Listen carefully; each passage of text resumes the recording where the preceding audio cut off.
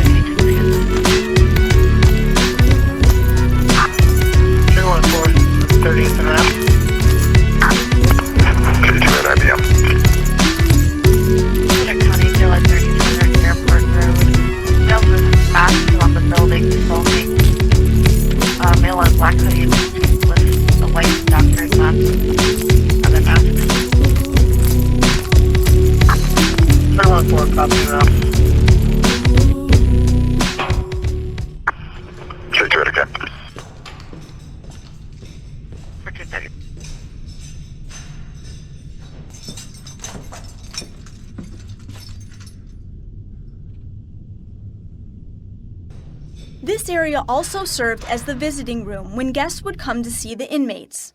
Only immediate family members, such as parents, siblings, wives, and children, were allowed to visit. Visitation was permitted every day except Sunday between the hours of 9 a.m. and 3:30 p.m., and inmates were allowed only one visitation per month. This room was full of tables with white tablecloths for the visiting families. Visitors could bring a picnic lunch and stay all day, unless it was crowded, in which case early arrivals were asked to leave to make room for others. The inmate could sit and eat with his family, but the family was not allowed to give the inmate any other items. A guard would check the picnic baskets for contraband, and liquids would be smelled for alcohol. When the family left, the inmate would be taken to a back room where his body and clothes were searched for contraband.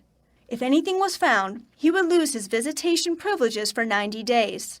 As additional punishment, he would be sent to the hole for a period of time.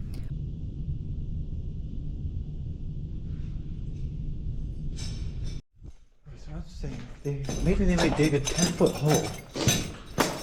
They lowered the ladder down, and when you got in trouble in the prison, you went down into the hole, literally, into the hole.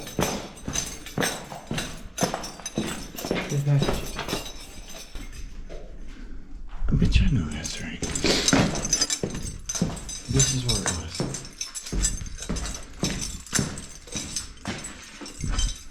There was a hole right here. The inmates would have to go down this ladder from here, from the chute that's upstairs. And they stayed in the hole. That's where they spent their time, literally down in the hole. They climbed on a ladder, take the ladder out. They give them their food down there, and they had to stay down there. They had 2 buckets. One bucket was for food, and one bucket was for them to shit in. And you didn't mess up your buckets to get them confused. They eventually did away with that practice and concreted this over because they had a heavy rain and there was a flash flood, and 3 inmates died down there because they drowned. There was like 3 feet of water down here. That hole filled up. There was quite a bit of water.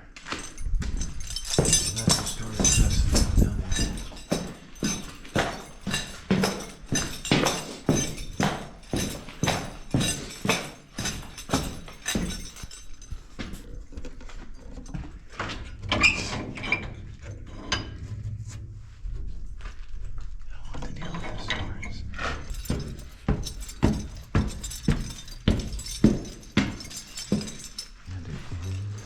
here. Specializing in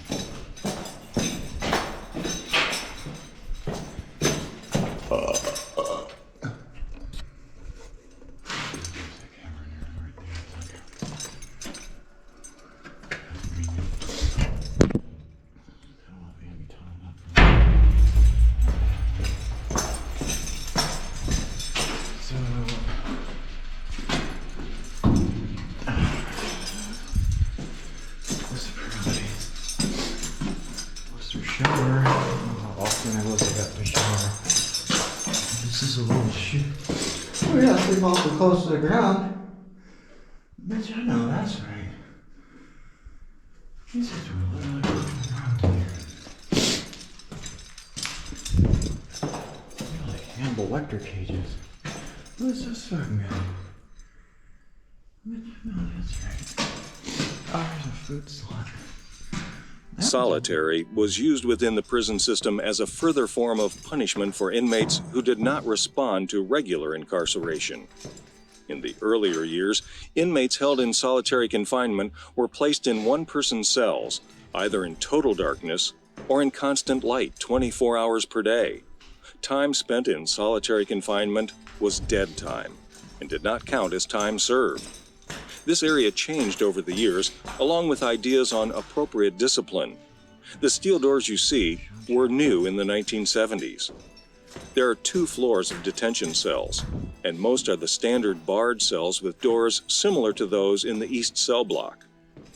Upon being sent to the hole, the prisoners were issued only coveralls and cotton booties, and they brought nothing with them. Originally, there were no cots, and the inmates either sat or laid on the floor. Because of this, temperature was kept around 90 degrees to keep the inmates from getting sick. Inmates were served bread, broth, and water, with a full meal on the 3rd day.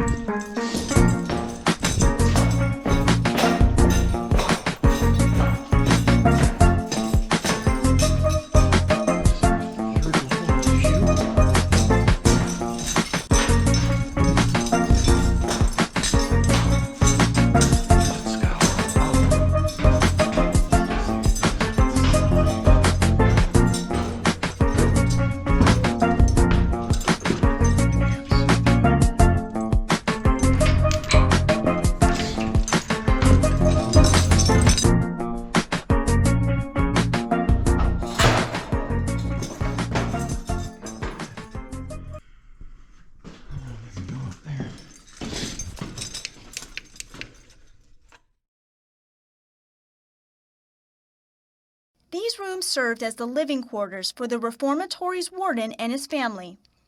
The last warden to occupy these rooms was Warden Arthur Glatke and his family in the late 1950s. Tragedy struck the family on November 5, 1950, when the warden's wife, Helen, suffered a gunshot wound to the chest. She was moving a loaded pistol to get her jewelry box on an upper shelf of the closet. The gun slipped from her hands and discharged as it hit the floor, striking Helen in the left lung. She died 2 days later at Mansfield General Hospital. The Glatke family suffered more heartbreak on February 10, 1959, when the warden suffered a heart attack in his office. He died an hour later at the hospital. The new warden who replaced him was provided housing off-site in the city of Mansfield, bringing to an end the practice of housing the warden and his family in the reformatory. Reformatory officials felt that it was important for the warden to have a place of retreat and relaxation, which was at a separate place from his work environment. People visiting this area have reported seeing the ghost of a woman roaming the halls, as well as smelling the scent of both perfume and cigar smoke. Occasionally, doors have been known to open by themselves, and people have heard the sounds of furniture moving across the floor in this area. Others have simply experienced an uneasy feeling. Several EVPs, or electronic voice phenomena, have been recorded in this area. They include a woman saying, "I'm not dead," to the sound of a few keys of a piano. Audible voices have also been heard here. Okay, so this would be like the living quarters for the staff could rent these out as apartments. This was a stage where they would bring in outside entertainment, or sometimes the inmates, talented inmates, were allowed to come up and do entertainment for visitors. Like if the governor wanted to come.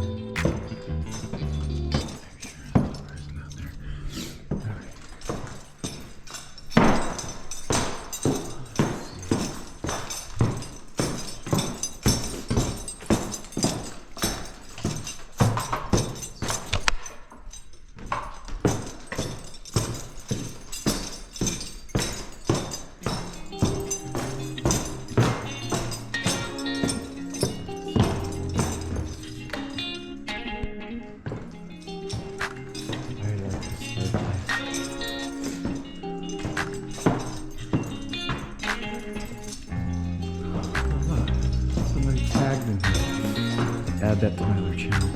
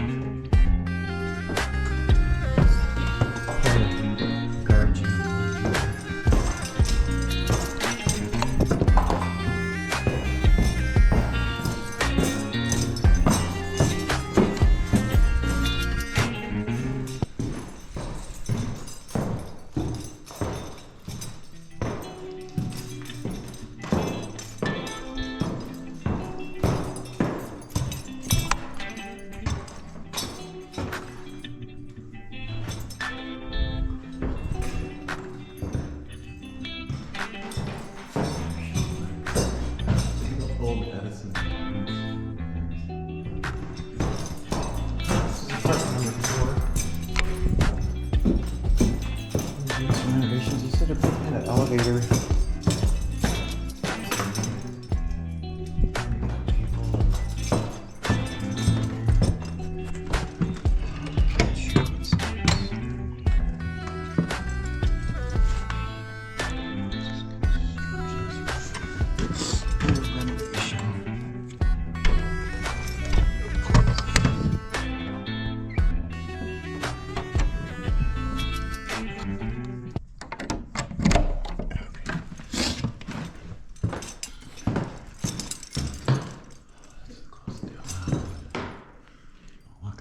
There, I guess nobody's gone up there to change that bulb.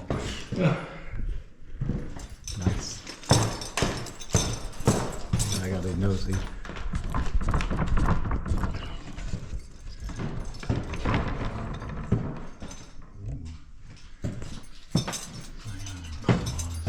This happened on the 3rd floor, West Admin. Another investigator and myself were sitting up here on the stage. It was really quiet. There were no other people in the administration portion of the building at the time. And as we're sitting there, we start hearing doors slam down at the end of the hall. Then right after that, I saw a visible ball of light float across the room. Now, this ball of light looked like a soap bubble. You know, it had a shimmer sheen to it, but it was brighter. It was like it was emitting its own light, and it slowly floated across the room and then disappeared. Later on that same night, the other investigator was up here, and he heard footsteps coming toward him and a bunch of voices, thinking that it may have been the other people that were investigating the building. But as the footsteps and the voices got closer, they stopped, and nobody ever showed into the room. This area by far is the most paranormally active area in the West Administration wing of the reformatory. Shadow people are often seen by visitors, and the smell of sulfur has been reported several times.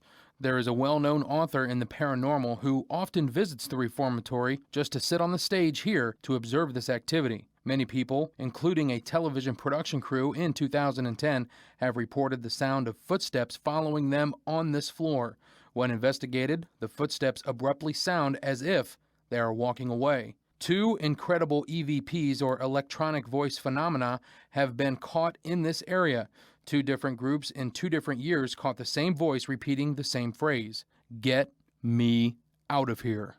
There have been reports of at least one person being physically attacked by a paranormal entity in this area. A punch to the individual's left kidney left a bruise and dropped the person to one knee. Luckily, this type of paranormal activity is very rare. Housekeeping.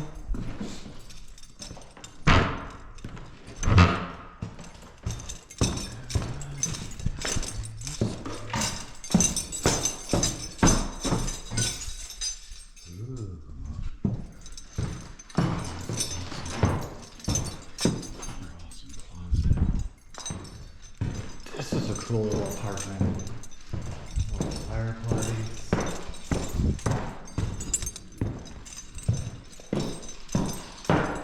Love these doors.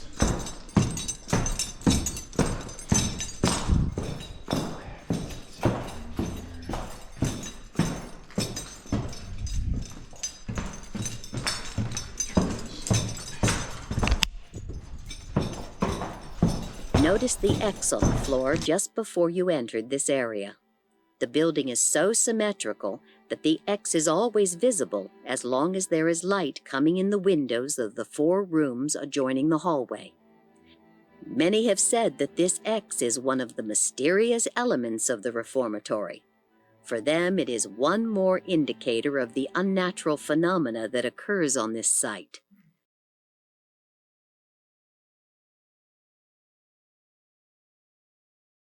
Central to an inmate's reformatory experience was a change in his spiritual life, and so attendance at religious services was originally a mandatory component of the reform system here at OSR.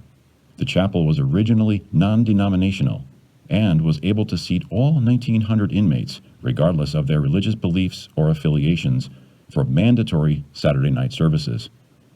Throughout its history, OSR offered religious services for many faiths, including those who followed Catholicism, Christianity, and Judaism.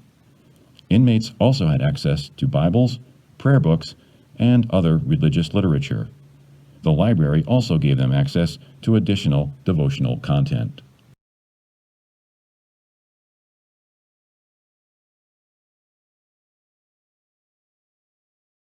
Over the years, people have reported various sightings and experiences in this area. People have seen shadows walking through the chapel from the cell blocks. A few apparitions of guards and inmates alike have also been experienced. For the past few years, a woman has been seen sitting in a pew, and the sounds of her crying, sobbing, and laughing have been heard.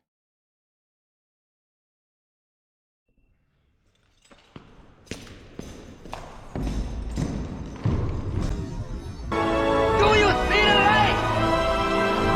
What light? Have you seen the light? Yes! Yes! Jesus H. Goddamn Christ!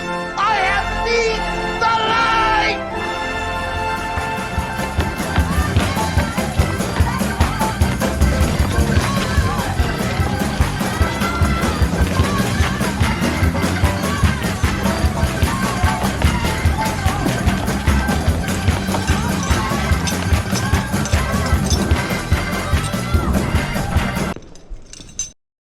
Originally a storage facility, the west attic was hastily converted into living quarters for new inmates back in 1930, after a suspicious and deadly fire took place at the former Ohio Penitentiary down in Columbus.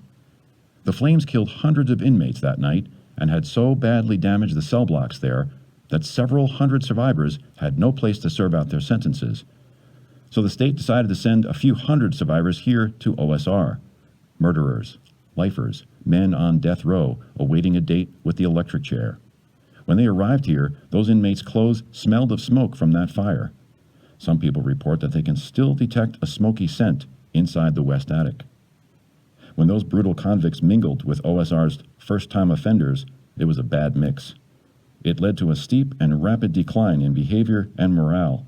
The reformatory system began to change as this set in motion a series of problems from which OSR never fully recovered.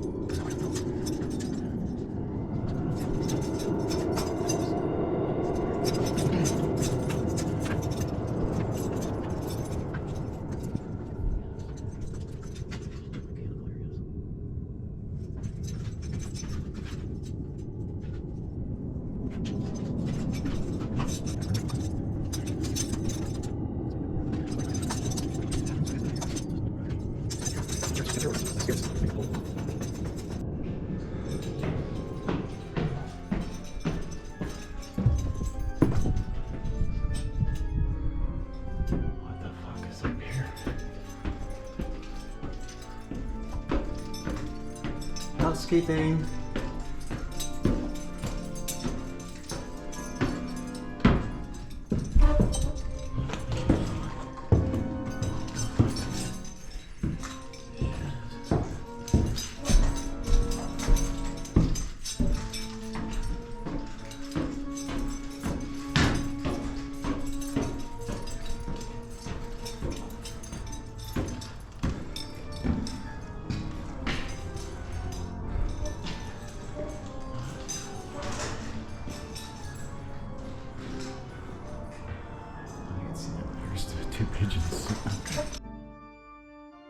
An interesting architectural feature, the chapel elevator once operated from the bottom floor bullpen and took people all the way up to the original infirmary, which was located on the top floor above the chapel.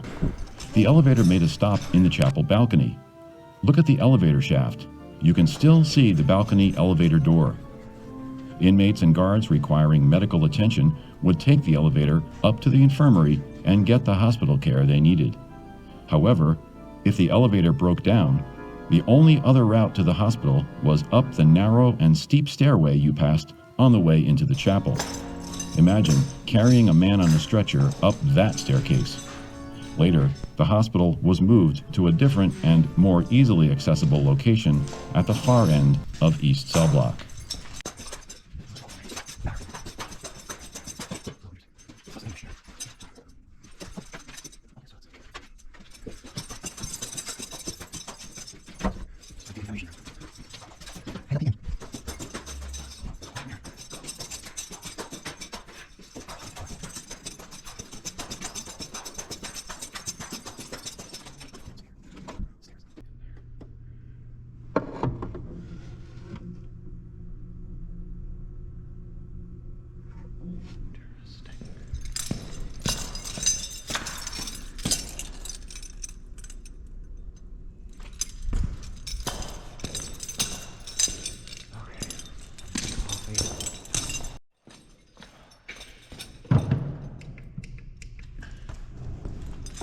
Smoke break.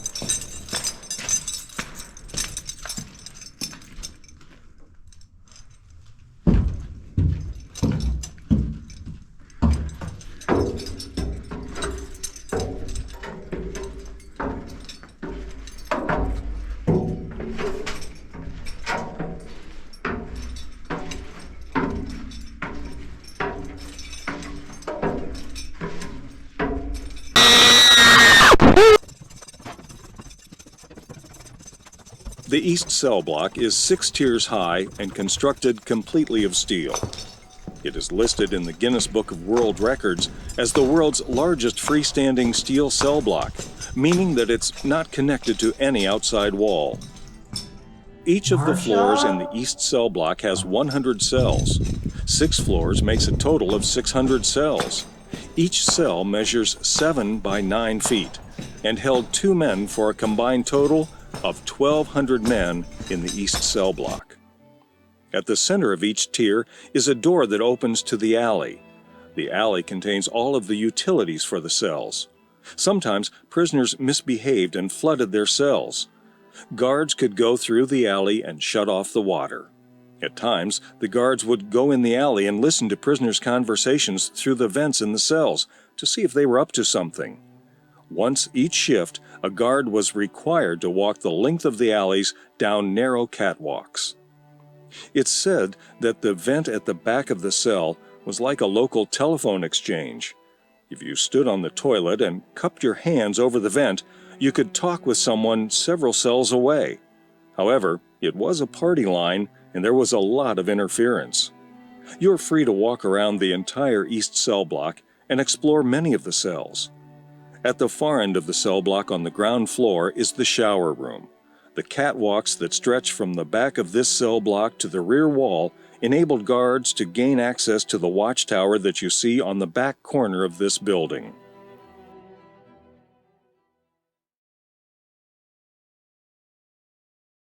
The West Cell Block was the original cell block, built in 1896. The first 150 inmates to occupy the prison were housed in this area upon its completion in 1896. The cell block consists of 5 tiers, comprised of 350 individual cells with 35 cells on each side of a tier, called a range. The walkways past the cells are open in this cell block, which sometimes posed a danger for inmates. Occasionally, inmates would accidentally fall or be pushed off the upper tiers, hitting the slate floor down below. The West Cell Block housed 2 inmates in each cell in most of the cells. However, toward the west end of the cell block, the cells housed not 2, but 4 inmates per cell. In these cells, men could actually vote other inmates out of the cell and into another cell if they did not get along. With its larger cells, this area was considered luxury quarters. It housed the inmates designated as trustees, who were inmates who had earned the confidence of the reformatory staff or who were believed trustworthy after interviews, and whose record and background checked out satisfactorily. This meant that these particular young men were permitted to work outside the reformatory walls or hold better jobs within the reformatory.